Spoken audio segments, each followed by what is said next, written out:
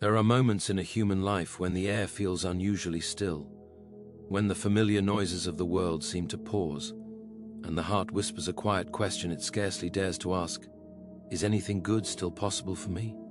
You may know that moment well. It often arrives not with drama, but with weariness. It comes when prayers have been spoken so many times that the words feel thin, when hope has been folded and refolded until the creases threaten to tear. Yet it is precisely in such moments, when expectation has grown tired and faith feels more like habit than fire, that the greatest surprises are prepared. We have made a habit of imagining God as predictable, not dull perhaps, but orderly in the way we think we understand. We assume he works only within the limits of our logic, our timelines, our careful plans. We expect blessings to arrive like invoices, earned, scheduled, justified. And when they do not, we quietly conclude that either we have failed or God has moved on to more promising candidates. But what if the very nature of divine goodness is surprise? What if God delights not merely in giving, but in giving in ways that overturn our assumptions about how and when help should come? Think of how often the greatest joys of your life were unannounced. The friendship you did not plan, the opportunity you never applied for, the moment of clarity that arrived after you had stopped searching for answers. We rarely engineer our own astonishment. It happens to us. And if that is true of ordinary joys, how much more of the gifts that come from a hand far wiser than our own? We tend to believe that blessing must always feel like immediate relief. We expect it to remove strain, to quiet fear, to smooth the road ahead. But sometimes blessing first feels like interruption. It unsettles routines. It challenges long-held stories about who we are and what we deserve. A major blessing does not always arrive gently. Sometimes it knocks loudly, even disruptively, because it must wake us from a small and timid vision of our lives. You may be standing in a season that feels painfully ordinary, or worse, disappointingly barren. Days repeat themselves with little variation, and prayers echo back unanswered. Yet, it is often in such soil that the most astonishing growth is happening unseen. Roots grow in darkness. Seeds split open underground where no applause can reach them. If God is about to surprise you, it may be precisely because you have reached the end of what you can see, measure, or control. Consider how often we ask God for improvement when He intends transformation. We ask for lighter burdens, and He prepares stronger shoulders.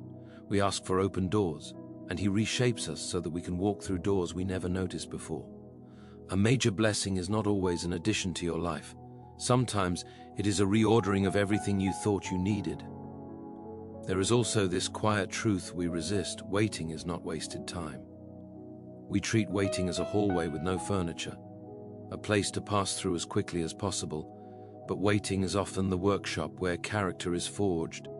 Patience deepens compassion, uncertainty sharpens humility, and humility, strange as it sounds, is the posture most able to receive surprise. A person who thinks he already knows how things must turn out leaves little room for wonder. You may think that your past disqualifies you from any great reversal. You remember the mistakes too clearly, the chances squandered, the words spoken that cannot be taken back. But divine generosity does not operate like human accounting. It does not merely reward the deserving, it resurrects the hopeless. The story of grace is not about neat progress, but about astonishing reversals, about light breaking into places where darkness seemed to have settled permanently. If God is about to surprise you with a major blessing, it may arrive disguised as something small. We are fond of grand gestures and dramatic signs, but heaven often whispers before it shouts. A conversation you almost avoided, a thought that gently but persistently returns, an unexpected sense of peace that appears without explanation. These are often the first ripples of a larger wave. It is worth asking whether we truly want to be surprised. Surprise requires surrender. It means letting go of the illusion that we can predict or manage the outcome. It asks us to trust not only that God is good, but that His goodness may look very different from our expectations. This is difficult, especially for those who have been disappointed before. Hope, once bruised, learns to protect itself by lowering expectations.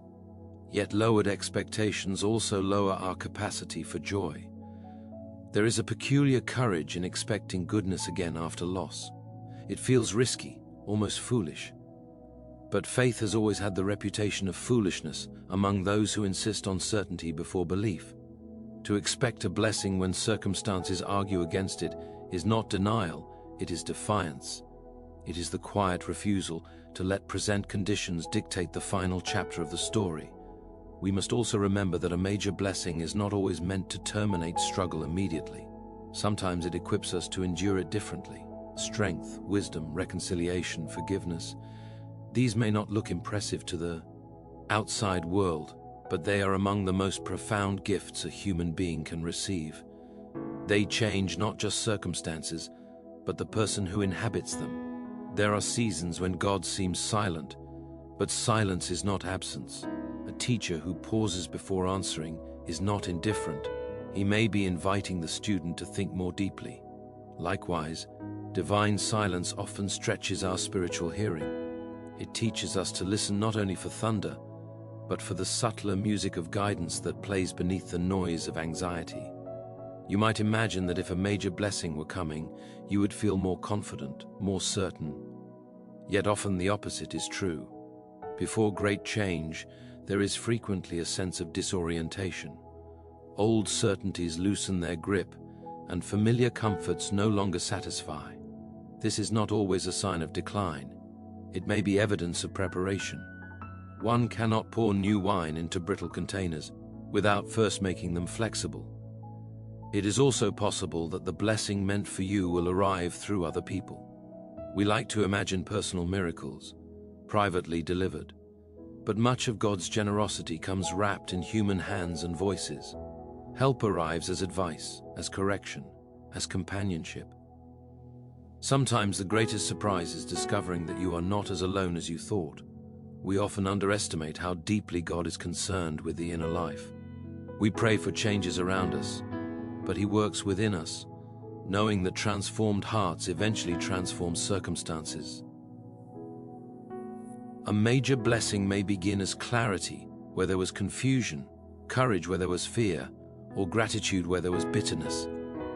Such changes may seem modest, but they have consequences that ripple outward in ways we cannot predict.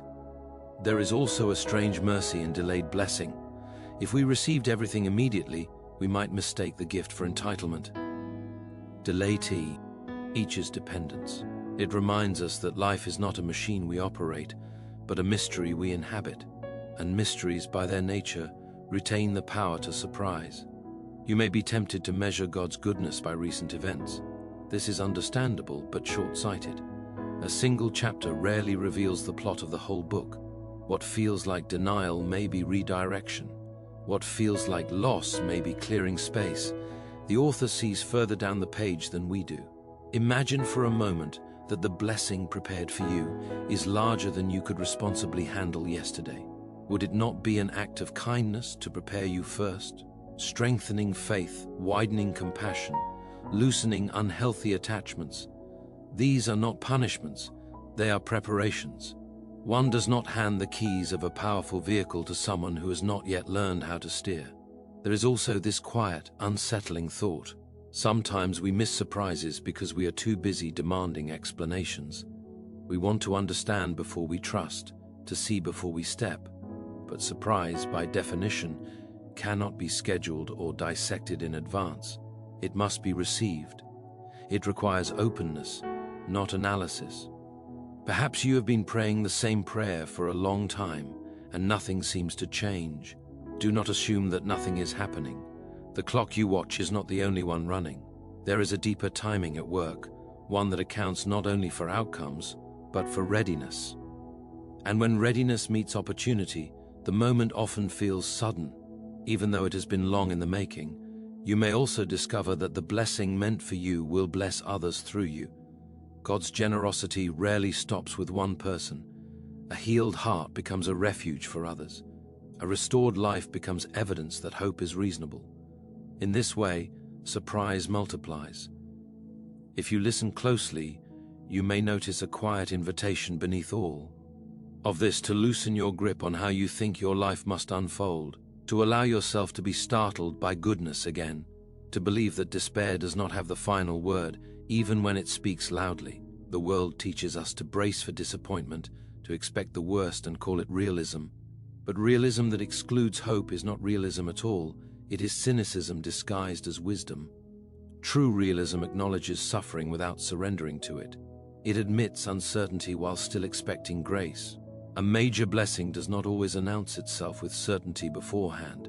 Often, it reveals itself only in retrospect, when you look back and realize that a door closed because another was quietly opening elsewhere. At the time, all you felt was loss. Only later did you see the mercy hidden within it. You may find that the blessing coming your way will ask something of you. Gratitude, obedience, courage, forgiveness. Gifts often carry responsibility. They invite participation. God does not merely drop blessings into passive hands. He draws us into the work of receiving and stewarding them. There is comfort in knowing that surprise does not depend on your emotional state. You do not have to feel hopeful for hope to arrive. You do not have to feel strong for strength to be given. Grace does not wait for ideal conditions, it creates them. Even now, as you listen to these words, there may be a subtle stirring within you, not certainty perhaps, but a gentle loosening of despair. That itself may be a sign. The first surprise is often the realization that you are still capable of expecting something good. If God is about to surprise you with a major blessing, it will not be because you finally earned it, figured it out, or proved yourself worthy. It will be because love, by its nature, overflows. And overflow does not consult our schedules or our doubts before it arrives. So remain attentive, not anxious, not demanding, but attentive. Watch for small openings. Listen for quiet nudges. Be willing to receive goodness in unfamiliar forms. The surprise you are waiting for may already be approaching, not with noise or spectacle, but with a steady, purposeful nearness that asks only that you do not turn away when it finally reveals itself, and that when it does, you are willing to let it change not just your circumstances, but your understanding of what is possible, because sometimes the greatest blessing is not merely what happens to you, but who you become in the moment you realize that hope has returned, and that the story you thought was ending is in fact only just beginning to unfold into something far larger, deeper, and more generous than you ever allowed yourself to imagine. And as that realization settles in, you may notice that the questions which once haunted you begin to soften, not because every answer has been supplied, but because you are starting to trust that the one who writes the answers is still very much at work.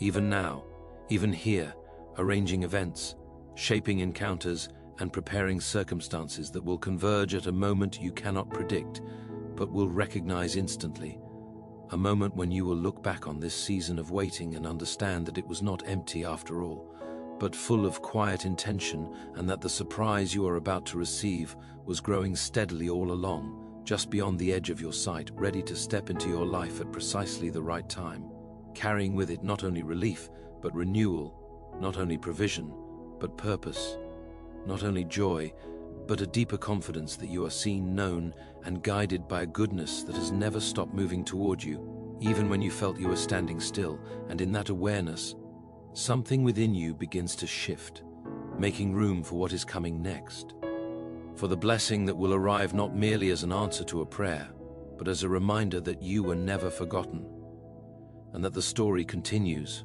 unfolding steadily into moments that will soon require you to respond, to choose, to step forward in ways that may feel unfamiliar at first, yet strangely right, as though you are finally walking into a chapter that has been waiting patiently for you to arrive. Because when that chapter opens fully, it rarely asks for applause or announcement, but for attentiveness, for a willingness to notice how subtly life begins to rearrange itself around a new center of gravity. You may find that certain desires quietly lose their urgency, while others you scarcely recognize before begin to claim your attention. This is often how a blessing makes room for itself, not by force, but by persuasion, gently re-educating the heart about what truly matters. At first you might resist this shift. We grow accustomed to our longings, even the painful ones. Familiar disappointments can feel safer than unfamiliar hope, yet hope, when it returns, does not do so timidly. It may approach softly, but it carries a firmness beneath its gentleness, a quiet insistence that life is not finished with you yet. And that insistence can feel unsettling because it asks you to reconsider the conclusions you once reached in self-defense. There is a curious pattern to divine surprises. They often arrive at the point where self-reliance has exhausted itself. Not because effort is wrong, but because effort alone cannot carry the weight of ultimate meaning. You may have done everything you knew how to do, tried every reasonable path, prayed every prayer you could form, and still found yourself standing in uncertainty. This is not failure, it is arrival at the edge of what you can manage, where something larger than your own strength is finally able to meet you. In that meeting, you may notice that fear begins to loosen its grip, not vanish entirely perhaps, but lose its authority. Fear thrives on the illusion that the future is both fixed and hostile. Surprise breaks that illusion. It reminds you that the future is alive, responsive, and not nearly as predictable as your anxieties would have you believe. And once fear is dethroned, even slightly, courage finds room to breathe. Courage, in this sense, is not bravado. It is the quiet decision to remain open, to continue loving, trusting, and believing, even after disappointment has offered you plenty of reasons to close yourself off. A major blessing often requires this kind of courage, because it will ask you to risk joy again. And joy, once lost, can feel like the most dangerous thing to reclaim. You may discover that the blessing coming toward you will not erase your scars. Instead, it will reinterpret them. What once felt like evidence of defeat may become proof of survival. Pain does not disqualify you from blessing. It deepens your capacity to recognize it. Those who have suffered often see goodness with sharper clarity, not because they expect less, but because they know how precious it is. As the days unfold, you might notice small confirmations, nothing dramatic, but steady, a sense of alignment where there was confusion, a peace that does not depend on circumstances, an unexpected clarity about a decision you have been postponing. These are not random occurrences, they are signals. They suggest that something within you is being tuned to a different frequency, one that can hear guidance more clearly. It is important not to rush this process. Surprise cannot be hurried without losing its depth. We are tempted to demand immediate results, tangible proof that something significant is happening. But much of the most important work occurs beneath the surf. Ace, where patience is not only helpful, but necessary. You cannot pull a seed from the soil to check its progress without damaging it. There may come a moment when an opportunity presents itself, one that feels both inviting and intimidating. It may not look like the answer you imagined, but it will resonate in a way that logic alone cannot explain. This is often how a major blessing announces itself, not with certainty, but with recognition. Something in you will know, even if your mind hesitates. At that point, you may be tempted to review every reason it might not work. Prudence has its place, but excessive caution can become a subtle form of disbelief. Trust does not ignore risks, it simply refuses to let them have the final say. If you wait until every doubt is resolved, you may wait forever. Surprise favors the willing. It is also worth remembering that blessings are rarely isolated events. They unfold over time, revealing new layers of meaning as you grow into them. What begins as relief may become purpose, what begins as provision may become calling, and what begins as surprise may eventually feel like destiny, not because it was inevitable, but because it fits so perfectly that you cannot imagine your life without it. Along the way, you may encounter resistance, both internal and external. Others may question your choices or fail to see what you see. This can be painful, especially if you are accustomed to seeking approval. Yet a blessing that truly matters will often require you to trust your own discernment. Not in isolation, but in alignment with that deeper sense of peace that has been quietly forming within you. You may also be asked to let go of something that once mattered greatly to you. This is one of the most misunderstood aspects of blessing. We imagine gifts as additions, but sometimes they arrive as exchanges. What you release makes room for. what you receive. This is not loss for its own sake, it is refinement. The letting go may hurt, but it will not leave you empty. Process continues. You may notice a subtle shift in how you view time. The urgency that once drove you may soften into patience. The anxiety that once filled the future may give way to anticipation. You are no longer merely enduring the days, you are inhabiting them. Each moment becomes charged with possibility, not because something dramatic is always happening, but because you have learned to expect meaning. Gratitude often follows close behind surprise. Not the forced gratitude that pretends everything is fine, but the genuine kind that recognizes goodness without denying difficulty. Gratitude anchors joy. It keeps blessing from becoming entitlement. It reminds you that what you have received was not owed, but given. You may find yourself wanting to share this renewed hope with others, even if you do not yet have all the words for it. Your life itself begins to speak. There is a difference in how you listen, how you respond, how you wait. Others may sense it before you do. This too is part of the blessing, that your transformation becomes an invitation for others to believe again. Do not be surprised if moments of doubt still return.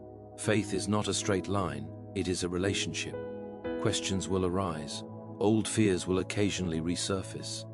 This does not mean the blessing has withdrawn. It simply means you are human. What changes is not the absence of doubt, but its power. It no longer defines you. There is a quiet freedom that comes when you stop trying to force outcomes. You still act, still plan, still work, but without the desperate need to control every detail. You begin to cooperate with life rather than wrestle it into submission. In that cooperation, doors open more easily, not because effort has ceased, but because, say, resistance has softened. As you move forward, you may begin to recognize patterns that once confused you, connections between events that seemed unrelated, delays that now make sense, detours that spared you from paths that would have led elsewhere. Understanding often arrives late, but when it does, it brings a peace that explanation alone cannot provide. You may also realize that the blessing you are receiving now is connected to prayers you prayed long ago and then forgot, requests made in a different season by a different version of yourself. God's memory is longer than ours. What we release in discouragement is not necessarily released in heaven. There is something profoundly humbling about recognizing this. It reminds you that you are part of a story larger than your immediate awareness, that your life is not a series of random moments, but a narrative with intention. Surprise, in this sense, is not chaos. It is coherence revealed gradually. As confidence grows, you may be tempted to look back at your former self with judgment. Resist this. That version of you did the best it could with what it knew. Compassion for your past self deepens compassion for others. It keeps humility alive, which is essential if you are to steward the blessing well. Stewardship is an often overlooked aspect of blessing.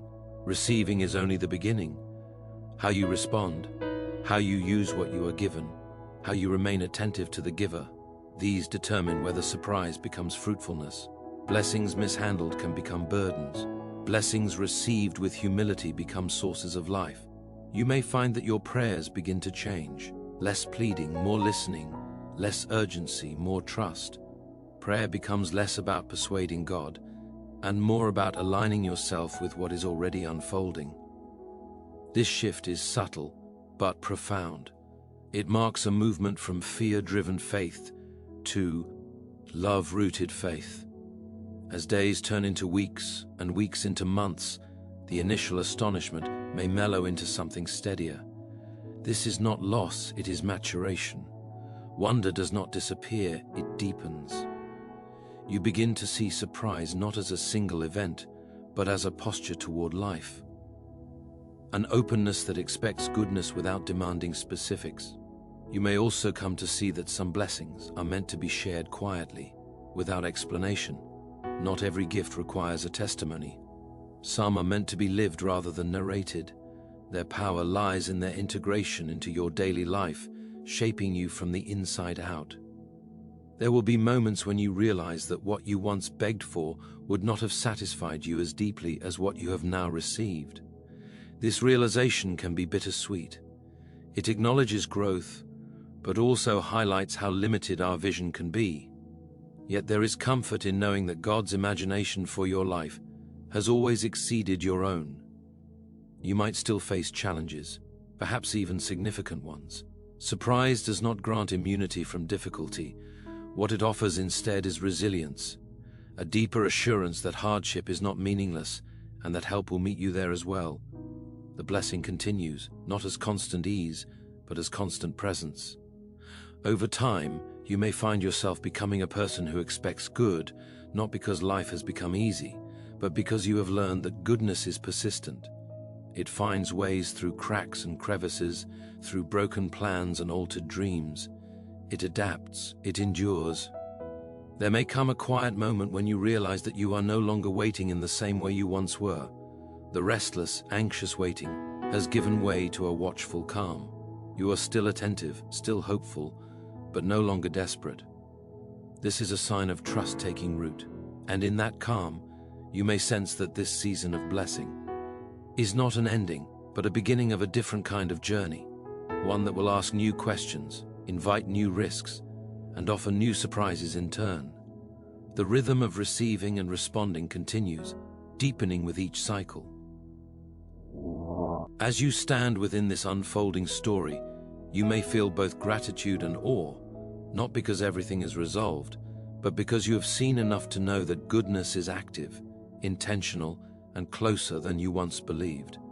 And as that awareness settles into your bones, it quietly prepares you for what will come next, for the further unfolding of a gift that does not arrive all at once, but piece by piece, moment by moment, inviting you to remain open, attentive, and willing to step forward again when the next surprising invitation presents itself, calling you not backward into safety, but forward into a wider, deeper experience of life that continues to expand beyond what you thought possible, drawing you onward into a story that is still very much in motion, still shaping itself around your yes, still offering you reasons to trust even as it begins to reveal new paths, new encounters, and new challenges that will require the same openness that brought you this far.